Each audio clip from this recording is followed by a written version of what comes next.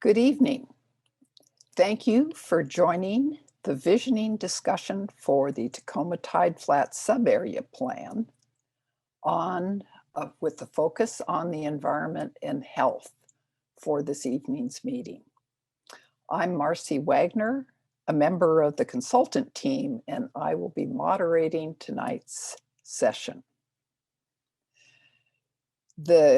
Yesterday's discussion was focused on land use and economic development. Tonight, as just mentioned, will be environment and health, and Saturday's panel will be on transportation and infrastructure.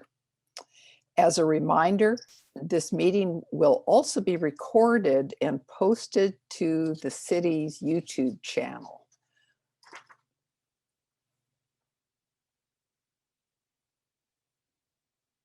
Before we begin, this land recognition was developed in collaboration with tribal staff. Let us acknowledge that this project is being conducted by the historical and current homelands of the Puyallup tribe of Indians. Since time immemorial, they have hunted, fished, and gathered in the Tacoma Tideflats, and they retain these rights to this day. Let us take this moment to recognize the unique responsibility in being co-stewards with the tribe over these lands and waters and work with them to safeguard their tree-protected rights. In a few moments, we'll invite the panelists to introduce themselves. Then we'll hear a project overview by a member of the project management team, followed by our panel discussions.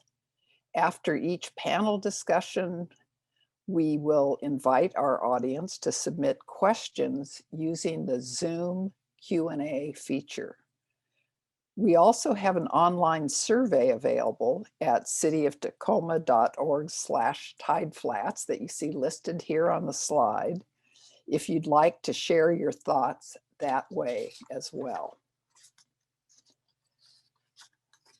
The project management team for the Tacoma Tideflats Sub-Area Plan is composed of representatives from each of the participating agencies and the Puyallup tribe.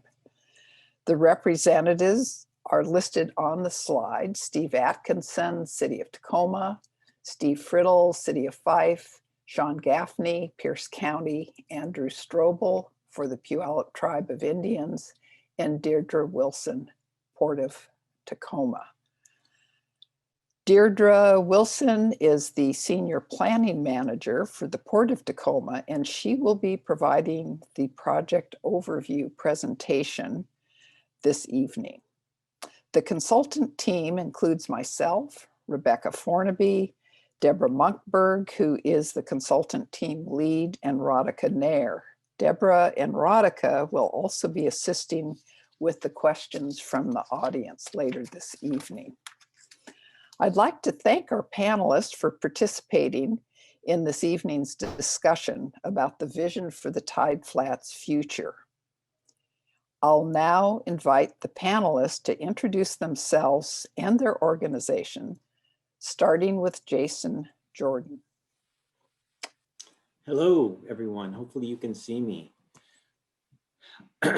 My name is Jason Jordan, and first of all, thank you to the city and to the project management team that put this together. It's a real honor to be here tonight to talk about this vision and to talk about the Port of Tacoma and how it fits into this vision. I'm actually really excited to be a part of this, and it's a great panel too. I know both Shar and Melissa, and it's a great panel, and I'm anxious to hear their perspectives. Anyway, my introduction is I'm Jason Jordan. I'm the Director of Environmental and Planning Services for the Port of Tacoma. Thank you, Jason. Shar.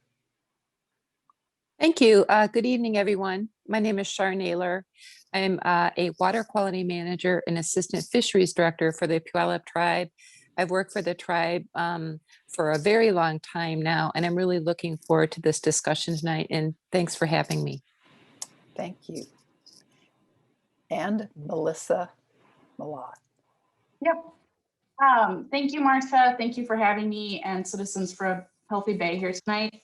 I'm Melissa Malott. I'm the Executive Director of Citizens for a Healthy Bay. We've been working in Tacoma since 1990 to help clean up the tide flats and contaminated places in the tide flats to prevent pollution and to protect things into the future. So I'm excited to talk about this tonight and excited to see what comes out of this process. Excellent, thank you. And now we will hear from Deirdre Wilson with an overview about the project. Deirdre.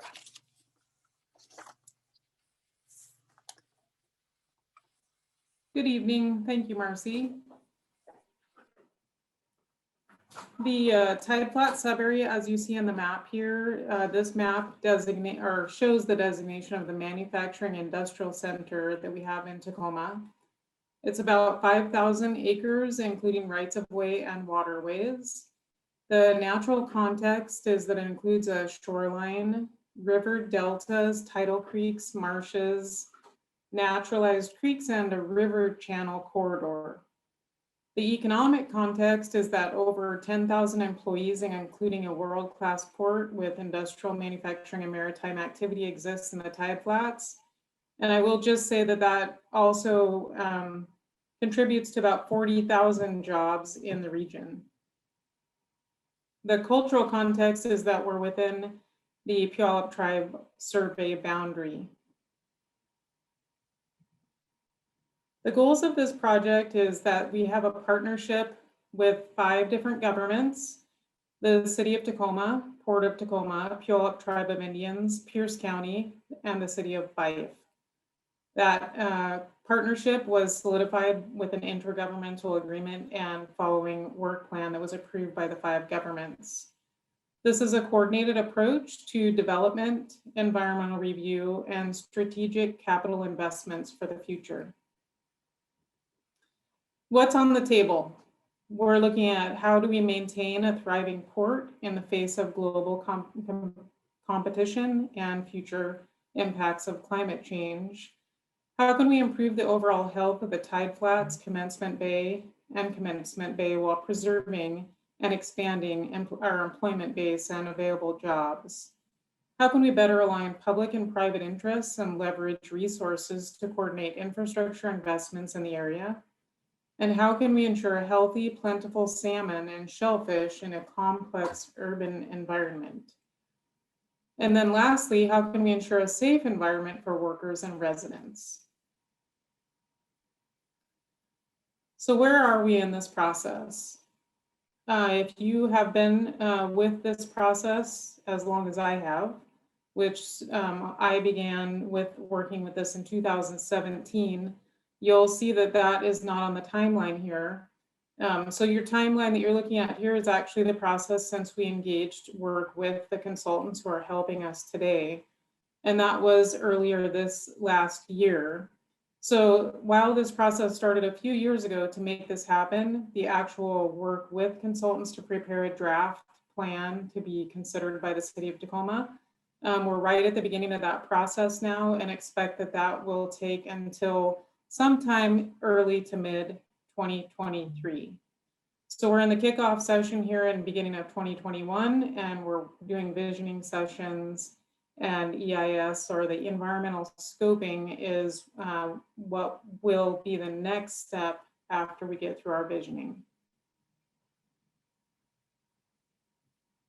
The planning framework that is fairly complicated in Washington state, and I suppose probably in all urban areas. We have the Puyallup tribe, where we have a treaty and also a land claim settlement that affects the Tideflats. The state of Washington has the Growth Management Act as well as the Shoreline Management Act. The Port of Tacoma has its own strategic plan as well as obligation to a comprehensive scheme of harbor improvements. Regionally, we have the Puget Sound Regional Council, who recently updated its regional planning framework for this region, which includes Pierce County, Vision 2050. And then at the county level, we have countywide planning policies. And at the culmination of this subarea planning process, the subarea plan for the Tideflats will be incorporated into the City of Tacoma's comprehensive plan as a new chapter. So the next few sections of slides relate to different environmental potential areas of coverage for the sub-area plan. And I won't be going into detail on each one of these. We do have great panelists here tonight that can help inform in these areas much better than I. I'm not a subject matter expert like they are. So for air quality, the historic air quality issues largely revolve around particulate matter in the Tideflats area. And actions are being taken in the Tideflats, such as reducing residential wood smoke, reducing diesel emissions, and we have a clean truck program, as well as we participate in Northwest Ports Clean Air Strategy with Vancouver and other ports on the West Coast. Existing plans are expected to lead to continued attainment, which we do have from records from Puget Sound Clean Air Agency. And that's captured here also in 2019 without the influence of wildfires. Ambient air in Tideflats met both the national ambient air quality standards and the Puget Sound Clean Air Agency health goal target. Greenhouse gas emissions do not benefit from the same regulatory history as criteria air pollutants. The area has taken numerous steps to categorize and reduce GHG emissions and begin resiliency and adaptation planning, as you can see by these examples that are shown here. And I will say, at least one of my goals as a planner for the Port of Tacoma is that these planning efforts can be more coordinated in the future moving forward. And so it's great that we all have kind of individually at different agency levels been working on what to do about this issue. I'm hopeful that our approach moving forward will be more coordinated and that this sub-area planning process will help with that. Fish, shellfish, and aquatic vegetation are surprisingly abundant, but that's because the Tideflats is located on a shoreline. The Chinook salmon are most dependent on habitats in the estuary and marine near shore. Juveniles stay in shallow shoreline habitats, then move to deeper water when they are bigger. And in more developed areas, shoreline corridors that allow light to reach the water is better for the fish. Puget Sound supports many species and types of shellfish, including crabs, bivalves, and shrimp. Shellfish resources are important resources for the tribe. Crab and shrimp are harvested by tribe and recreational users, and harvest of geoduck and other bivalves is prohibited by WDOH, Washington Department of Health, throughout waterways and the bay. The key findings are that habitat for plants and animals is very limited. City, tribe, and port managed habitat mitigation sites do provide substantial habitat given the industrial nature of the area. And restoration activities should continue to be expanded that have already largely been initiated. Important location for andronymous fish and shellfish connected to Puyallup tribal fisheries restoration and management, and marine biotoxins and pollution limit ability to harvest some resources. As far as climate vulnerability assessment, the questions that are being asked in this process is, what are the hazards associated with climate for Tacoma Tideflats? What magnitudes of climate hazards matter for the Tacoma Tideflats? What resources and infrastructure are at risk under different hazard scenarios? And when could these scenarios happen? And how do we plan for and adapt to them?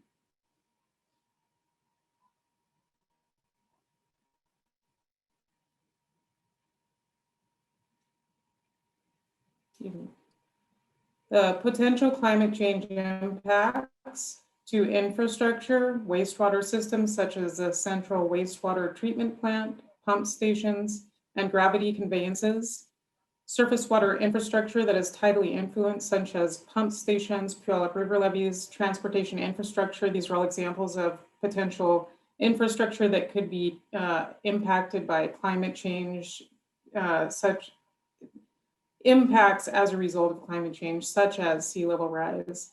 And then we also have natural systems that could be affected, such as marine ecosystems and intertidal habitats, as well as the Puyallup River. Key findings for the climate change topic is that climate vulnerability is low to moderate over a 20-year planning horizon for most resources in the Tideflats. Wastewater infrastructure has the highest hazard vulnerability associated with the central wastewater treatment plant, and the city of Tacoma has mitigated this risk by constructing a flood wall at the facility. Projected impacts over a 20-year planning horizon are primarily driven by increased flood projections during extreme flood events, leading to temporary flooding of roadways, rail, and development in low-lying areas.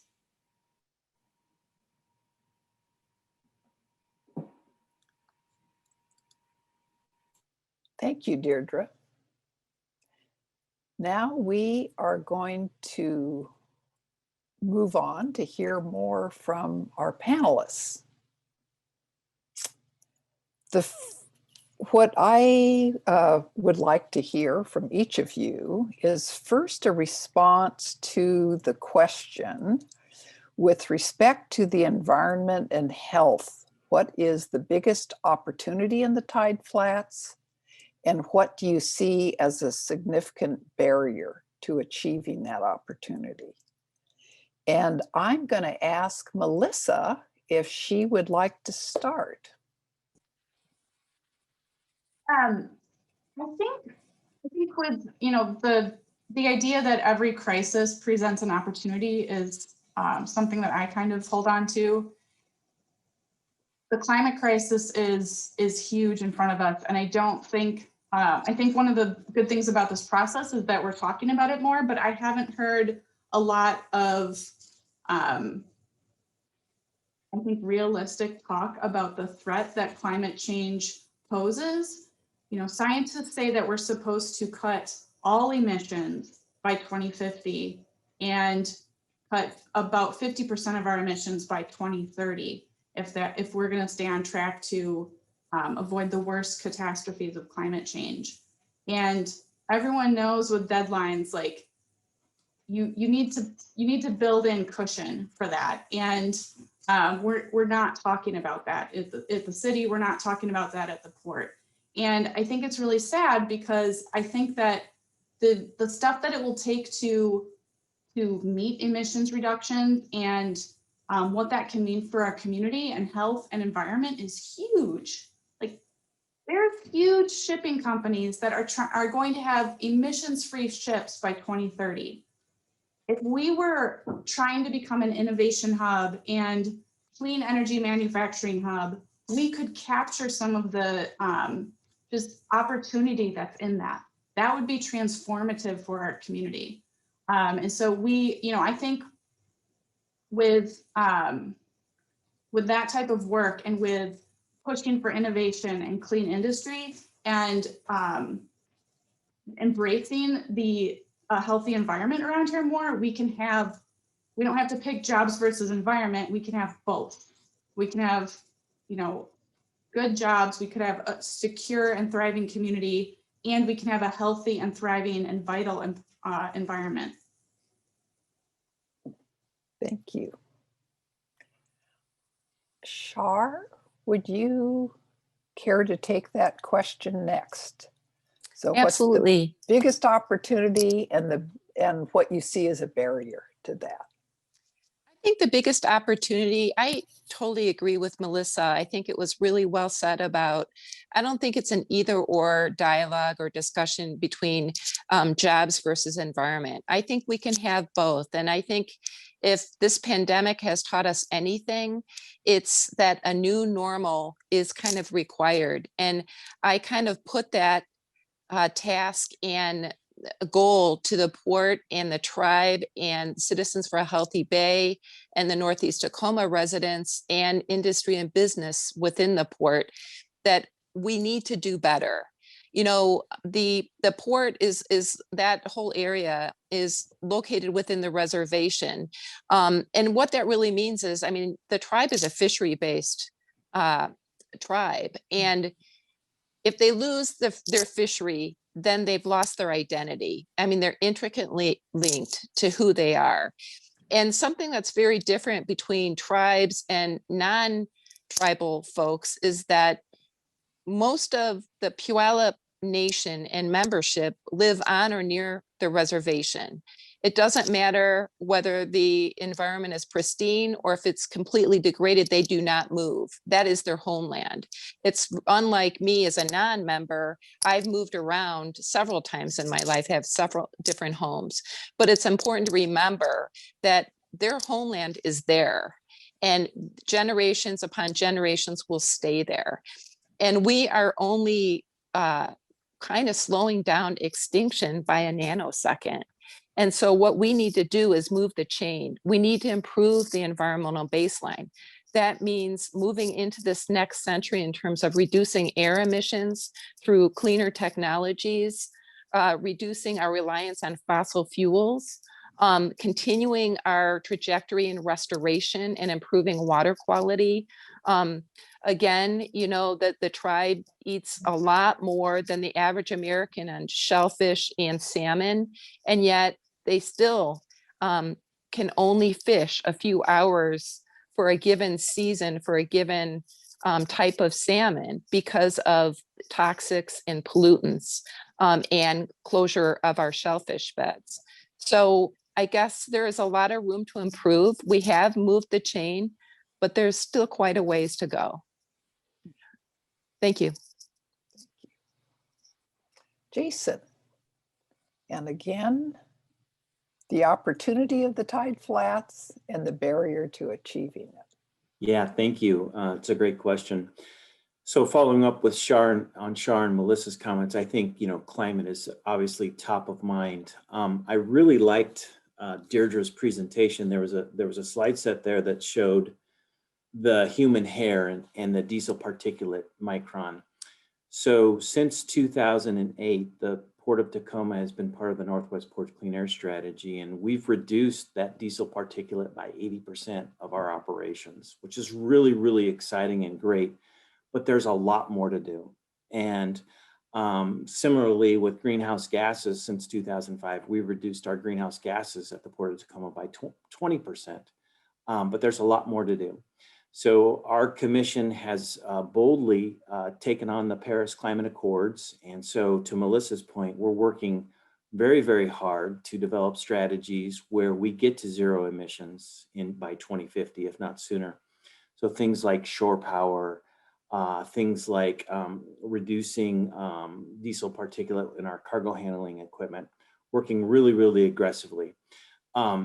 Absolutely right. It's critically important. Time is of the essence, and quite frankly, we're running out of time.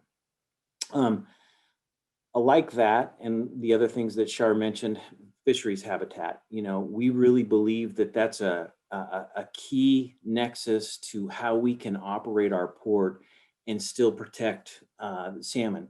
We've really focused our mitigation strategy around salmon habitat improvements, particularly around juvenile salmon habitat. We've developed over 200 acres, and we've got some really great properties and examples where we've done that. Water quality, another really important thing. Most of our tenants are governed not only by the municipal stormwater permit, but also by an industrial stormwater general permit, which has very low benchmarks. So we have to come up with creative, cost-effective treatment solutions, and I'm pleased to report that our facilities are doing that. And we believe that the water that's coming off our terminals is actually cleaner than when it came onto our terminals. So that's really exciting. But there's still so much more to do. The barrier, from my perspective, is dollars. I mean, it all comes down to resources. We, as a Port Authority, have some resources, which is fantastic, but we certainly don't have enough resources to do it all. So partnering with folks like the Puyallup tribe and partnering with the state, leveraging federal dollars, that'll really help us bring some more of these really positive initiatives to the Tideflats. As an example, I mentioned shore power. We've received over $4 million in federal, state, and local grant funding on a $9 million project. That makes it really cost effective for us to go out and install shore power at our facilities. That's what's going to be really important, and that's a barrier for us from an implementation perspective. Very good. Thank you. What I would like to do is ask if Deborah and Radhika could help us with some questions from the audience. Hi, Marcy. I'm going to share this this question, and I invite the panelists to answer. And what kinds of actions should we prioritize to protect the natural environment and reduce potential impacts? Who would like to take that question first? Though we'd like to hear from all of you. Do you want to repeat it one more time, Radhika? Sure. What kinds of actions should be prioritized to protect the natural environment and reduce potential impacts? And I'll put the question in the chat as well.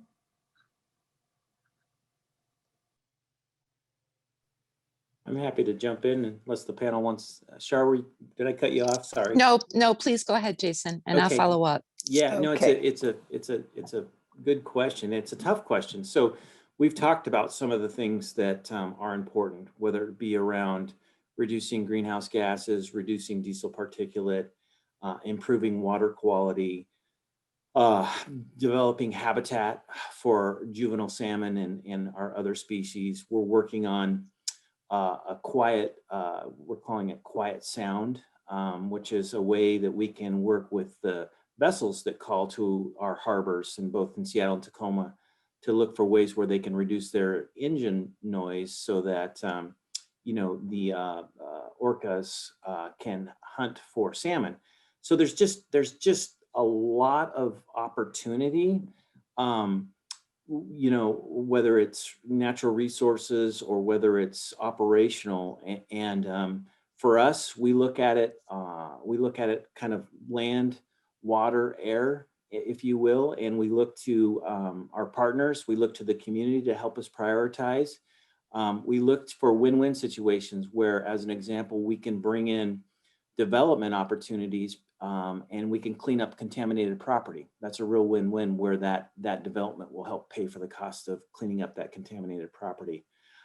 There's a lot to do. We're blessed with a really proactive commission. They're our policymakers, they're the elected body, and we as a staff bring ideas to them and they help us prioritize it. Deirdre mentioned a strategic plan. The Port of Tacoma is just in the process of finalizing a strategic plan that helps outline those key initiatives and helps outline the implementation plan associated with that. So really rely on our electeds and our external stakeholders to help us prioritize. Thank you. Shar, did you have something to add as well? Yes, thank you. You know, I was just going to say I'm a real shovel in the ground kind of gal. And even though I think there's definitely a place for plans, that I think what's really important is that we kind of leverage our resources across institutions and come together. Jason was talking about, you know, that we need more money. And I think the way to do that is leverage relationships across the county, of course, across the port. And that's kind of how we get things done at the tribe in terms of working with our partners from design of projects to implementation and construction of projects. And then it can happen much faster. For instance, I'm all about like a capital facilities plan for stormwater infrastructure so that we start looking at stormwater retrofit projects within the port, across the port, and the leases as well, so that we actually look at some of the toxics that are being discharged into the waters and really come up with novel solutions. And so that's what I'm about, is really kind of prioritizing projects that we can design sooner than later and finding creative ways to get them funded. Thank you. Excellent. Thank you. Melissa, did you want to respond as well? Yeah, I will just add, you know, the way that things happen under our regulatory system is that we set, and I'm going to reference the Clean Water Act, we set long-term goals, you know, and when the Clean Water Act was passed, rivers were on fire. And you set long-term goals of having clean, fishable, swimmable water, and you set sub-goals nearer and nearer. And what you do is you set standards of what people have to do to make it so that we can all get to those goals over time. And when you put those standards in place, industry innovates and creates new technology to allow them to do it. And so if you don't uphold those laws and you don't keep making better standards, that law doesn't work anymore. And I think that, you know, whether we're talking about habitat or clean water or clean air, we have to have, it's one thing to want to have an innovation and technology to get us there, but that's not going to happen if there's not upholding the laws. And so I think one of the really important things is that we have to uphold the laws that are in place and the standards that are in place. And then we have to create goals and new standards for where we want to be and push for technology and create the opportunity for that technology to thrive. Now, do any of our panelists have thoughts about what they've heard from one of the other panelists? Any observations? I'll chime in real quick. Thanks again for the opportunity. Following up with Melissa, you know, regulations absolutely drives industry, and that's certainly a really good tool. From a port perspective, because we're a discretionary port, which means our cargo doesn't have to come here. Most of our cargo is headed back east. We are also looking at it from not only an environmental stewardship, which is definitely top of mind for our executives and commission, but also from a competitiveness perspective. So in other words, if Washington State is has more regulatory constraints, or the cost of doing business is more in Washington State compared to Vancouver, BC, as an example, that's an issue. So for us, we are very engaged at a national level to make sure that it's an even playing field within the United States, and then also at an international level. So that, you know, our international competitors like Vancouver, BC, or Prince Rupert in Canada up farther north have similar standards. Just throw that out there for the group's consideration. It's from a port perspective, it's important from both perspectives. Thank you. Radhika, do you have other questions for the panel? Yeah, one other question that's come up is whether the panelists can share a bit about what is valuable about the natural resources in the Tideflats. I'm going to ask Shar if she would start the response to that question. I believe you're muted, Shar. Thank you. Thank you for telling me that. I was going to say, I think the uniqueness, I mean, there are so many different uses within the port. I mean, we have the residences in Northeast Tacoma. We have the manufacturing industrial heart of the port. We have habitat restoration properties. There are so many uses, and I think what's really cool is that there's so much opportunity for us together to work together. And I think that's what's really unique to me, is that we are moving the environmental baseline. You know, 20 years ago, beyond 20 years ago, when I started the tribe, it was really the heart of hazardous waste in terms of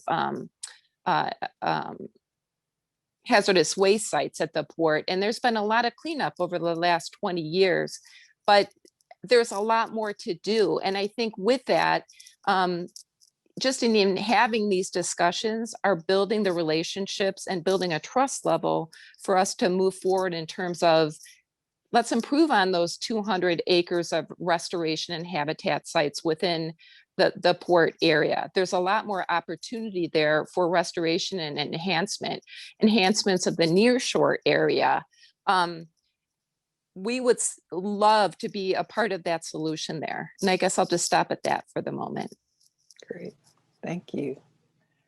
Melissa, would you like to add your thoughts? Can you answer the question one more time? Radhika? Yeah, the question is, what is valuable about the natural resources in the Tideflats? This is such a unique area. You know, I moved here from Wisconsin in 2015, and I had been out here for a year in college and just could not get the idea of mountains and ocean out of my head. And moving to Tacoma and getting to know the environment here has been overwhelming. It's amazing to go tide pooling. It's amazing to live next to such deep water. This is an incredibly unique place to live, and the Puget Sound and Salish Sea has some of the most biodiversity in the world. It's so valuable, and I think that wherever you look in the world, when the environment gets degraded, it hurts the community. The community suffers. We are all connected, and our ability to survive and thrive in the face of climate change is going to absolutely depend on how resilient our environment is. And so I think that we have to step it up and get really, really serious about protecting our environment and kind of revolutionizing how we view, how we take care of it. Great, thank you. Jason?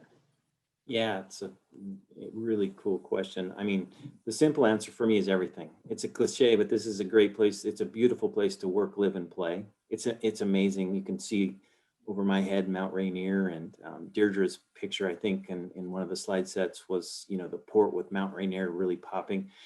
You know, from a natural resource perspective, whether it's our salmon that's so important to this area, our resident killer whales, so important to this area. It's really a part of our identity. You know, to deep water, I really appreciate Melissa saying that. You know, we're naturally blessed with deep water. So from a port perspective, that's a great thing because we're not constantly dredging to keep our waterways deep. We're also blessed geographically. We're blessed to be near Eastern Washington with all the wheat, Idaho with potatoes. We export a lot of natural products, and so our location is really well suited for that. We're close proximity with Joint Base Lewis McChord. And then when you look at the where most of the cargo is coming from Asia, because of our location, we're blessed to be in our location because it's a quicker voyage to the Pacific Northwest, which means, by the way, reduced diesel particulate and reduced greenhouse gases because it takes less fuel to get here. So it's really everything. And I think the trick for us as leaders in our community and people that deeply care about this place is, how do we balance it all? How do we balance great jobs, green jobs, with a thriving port, a thriving place where people want to live? It's certainly achievable and doable, but there's a lot of work ahead of us to not only keep it where it is now, but to grow it and make it even more attractive. Great, thank you. I am going to move us along to the next question. And this question is, with respect to environment and health, how does the Tideflats look and function 20 years from now? So looking into the future, what would it look like? And I am going to turn to Shar first this time. Looking into the future, I'd really like to see significant improvement in terms of acreage of habitat restored, softening of our nearshore areas, and not as much, not the flood walls and the hard structures. I'd really like to see some improvement in terms of reduction of toxics in being discharged into our air shed. for not just the tribal membership, but also Northeast Tacoma residents. No encroachment in terms of the residential buffer along the slope of that Northeast Tacoma area. I think that really serves as a great green space in terms of noise and pollution reduction. And I think that's fantastic. Let's see what else. I would also really like to see kind of moving the chain again in terms of modernization, in terms of kind of moving towards more sustainable fuels like hydrogen power, for instance, moving away from the reliance on fossil fuels and the externalities and pollution associated with fossil fuels. And also, I would really like to see some creative ways to improve reductions of toxics in stormwater across the port. And I think the possibility for innovation is there.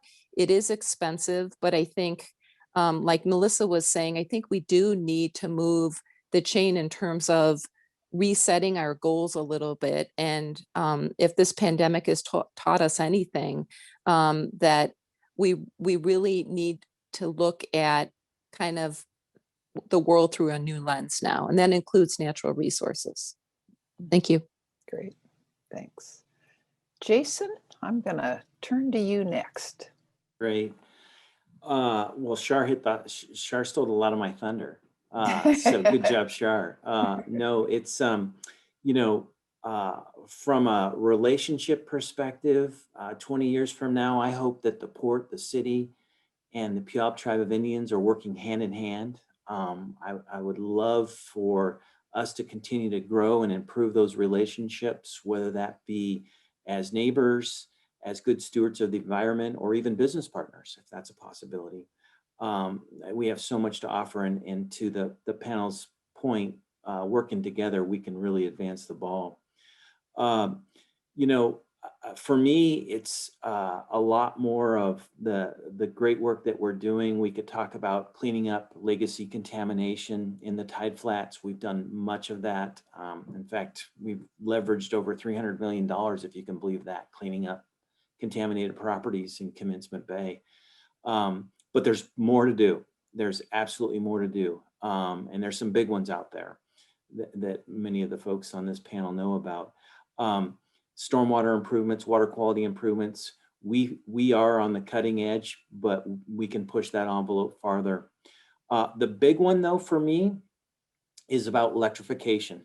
For us, it's really, if we're going to achieve our goals of getting to zero by 2050, it's really being strategic and smart about how we invest in electrical infrastructure, because that's going to be a requirement in order to facilitate that reduction in emissions. So electrification, electrification, electrification.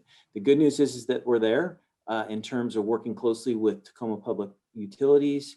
The bad news is that it's very expensive. It's very expensive, and we have to be very thoughtful about it, because it's major infrastructure that, if we don't do it right, won't be located in places that work for our port authority and our customers. But so those are kind of some of the things that I'm hoping for 20 years from now, or even sooner. Great, thank you. Melissa. Yeah, I really like this question about this vision for the future, because I've been thinking a lot about that lately. Especially because this 2030 deadline is looming for that 50% reduction in emissions. And if I think about what it's going to take for us to get there, if we do that, we will have a very different look and feel to this community. One of the comparable port cities, I think, out there is Copenhagen. And what they did was they kind of revolutionized how they structured their port. They made it more publicly accessible. They attracted more innovative industry. They changed it so that you can actually swim in the water of the port of Copenhagen. And there's wildlife. It's a thriving area, and it's helped the city in a tremendous way. And so I think about like, what would that look like here?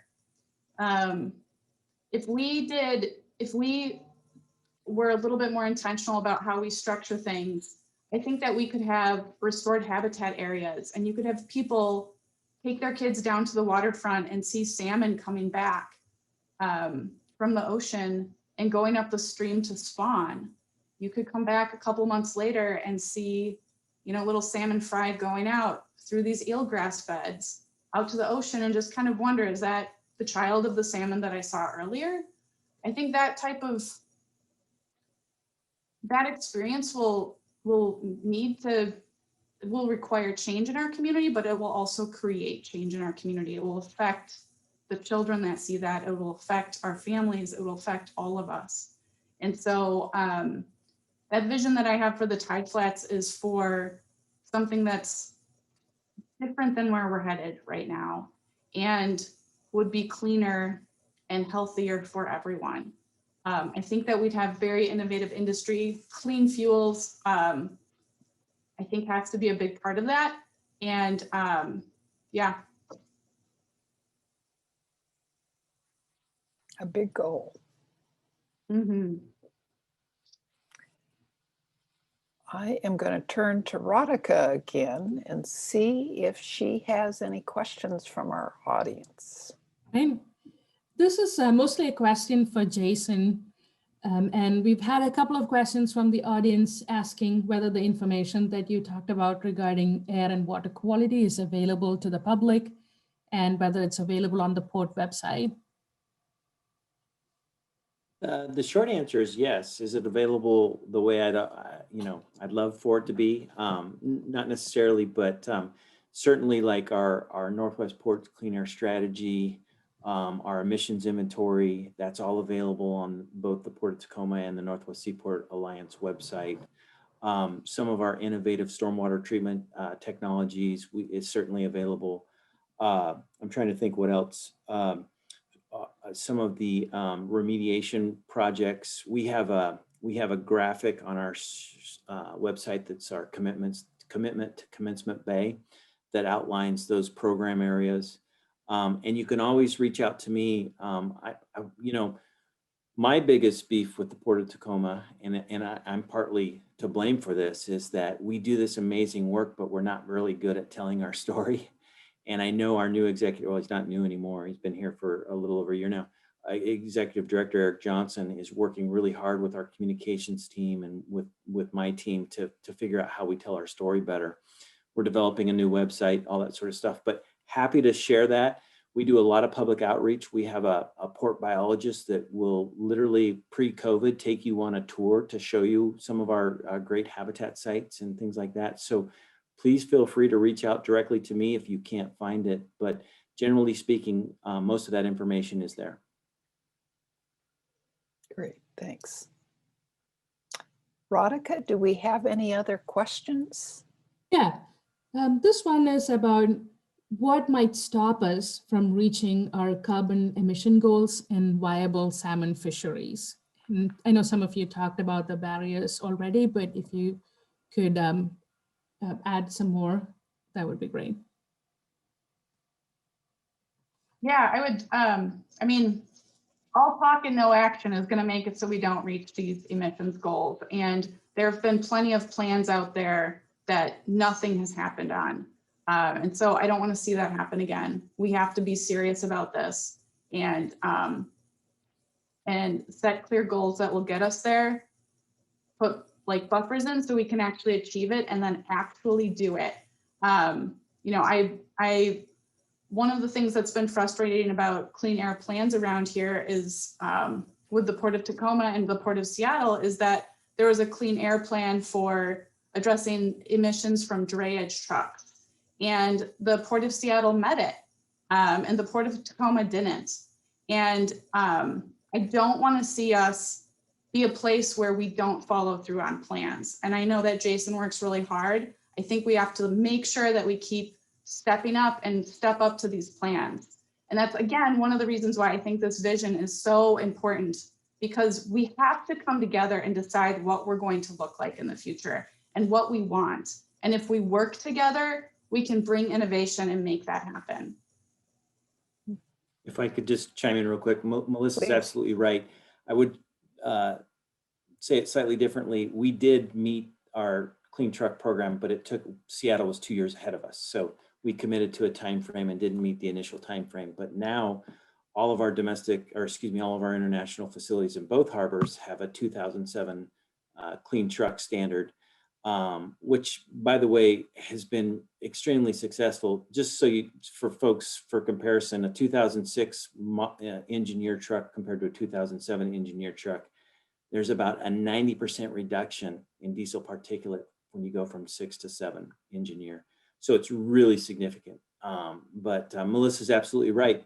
One of the lessons learned in that example, and it's certainly something that I won't forget, is making sure we're clear with our policymakers, whether goals are aspirational or set in stone.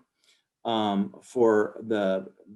to the formation of the Seaport Alliance, as an example, Seattle did not take those as aspirational, whereas Tacoma did. With the formation of the Seaport Alliance, it was very clear that we had to sync up and be similar in both gateways. But a valuable lesson to be learned, and I would share that with anyone, in that be very clear with your stakeholders, whether those are the policymakers or the community, so that those expectations are well understood and can be achieved, to Melissa's point. Great. Do you want to mention, Jason, just a little about the Northwest Seaport Alliance? It's been mentioned several times. Yeah. So I think that would be interesting. Yeah, I'm happy to do that. You know, we've been living and breathing it now for, I don't know, 5 years or so. And so I kind of forget. And sometimes people will look at me and like, well, what is that? So yes, good question. So the Port of Tacoma and the Port of Seattle have historically competed for cargo and other maritime uses. And our commissions about 7 years ago now got together and said, you know what, let's quit competing. Let's figure out a way where we can work together. And so this was a really bold action on the commission's part. And they essentially said, okay, we're going to take the cargo operations in Tacoma and the cargo operations in Seattle and create a new entity called the Northwest Seaport Alliance. And so the Northwest Seaport Alliance is really focused on bringing cargo into our gateway, international domestic cargo. So in Seattle, that was a big part of their book of business, but not nearly as big as it was in Tacoma. You can imagine that the Port of Seattle also runs the SeaTac Airport, as an example. They have a fishing fleet, they have crews. So it made up about 40% of the Port of Seattle's book of business at the time.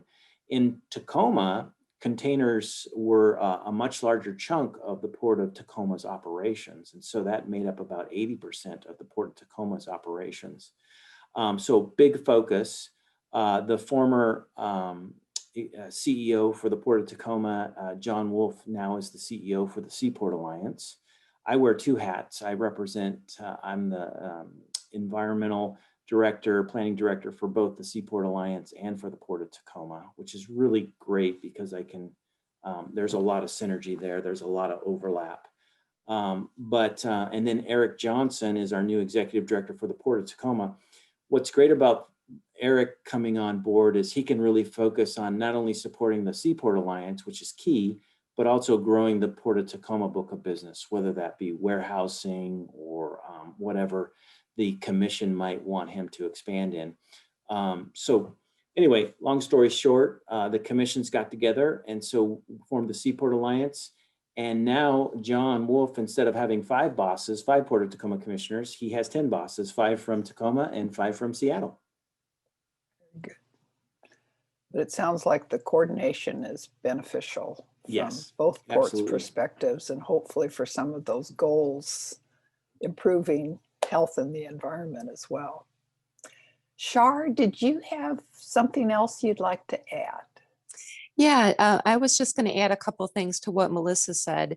For me, it's really all about plan implementation and project implementation, which I kind of touched upon earlier. But For instance, a good example of this is there's a tributary that runs through the town of South Prairie called South Prairie Creek, and it's kind of the breadbasket for salmon production in all of the Puyallup River watershed in terms of salmon rearing and spawning. It's one of our greatest tributaries for spawning and rearing.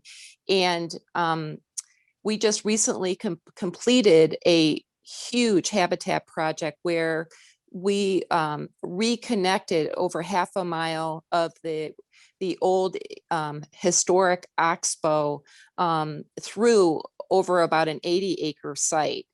But the problem was that this project took 20 years to get in the ground between property acquisition, permitting, and then getting the resources, the money. And there were all kinds of folks involved from the tribe, the county, South Salmon Enhancement Group. Many folks were involved in this, and we would never have been able to do it if we hadn't leveraged all the resources of all of these folks. And we had decided early on that we were going to put together a Cadillac habitat project, but that it was going to cost a lot of money. But it brings me to tears when I think about that being our most, or one of our most highest producing spawning and rearing tributaries in all of our watershed, and it took 20 years to get in the ground. So we need to do better, you guys, in terms of plan implementation. You know, I'm from Chicago, and so when I got here many, many years ago, one of the first things I recognized was that in my view, that Washington State was really heavy on plans and short on implementation. And I guess I'll go there and say that is that we've really run out of time in terms of salmon recovery. We don't have any more time, folks, and we need to do a much better job at getting these projects in the ground now. So to the extent that we can work together, and I mean that sincerely, is that it's all about trusting one another and getting some of these projects in the ground. And we might have different goals, but there's a lot more that binds us together and similarities than what brings us apart.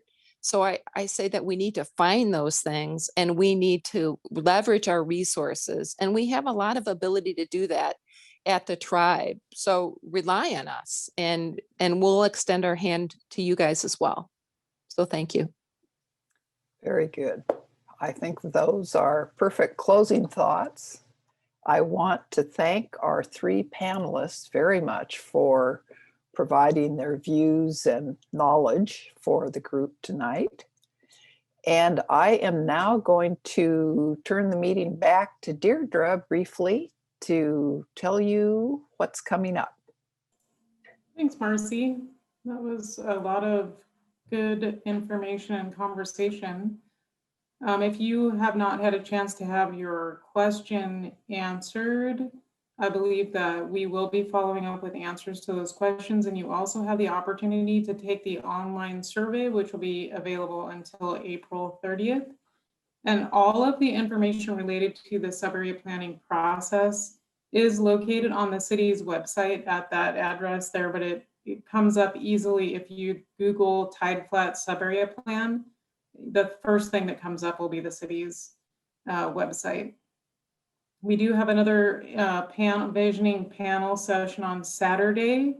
I believe that's at noon, and that's on transportation and infrastructure, and then a community meeting to talk about the results of our visioning on May 6th. Thank you very much. So to repeat again, Deirdre is correct. We will respond to questions, and those will go up on the website, those that we were not able to answer during our time frame this evening. Please do take the survey. We'd love to have you join us for Saturday's session as well. And also, all the sessions will be posted to the website as well. So you'll have a chance to hear the panelists in that opportunity as well. So again, thank you for joining us this evening, and thank you very much to our panel. And enjoy the rest of your evening. Thank you.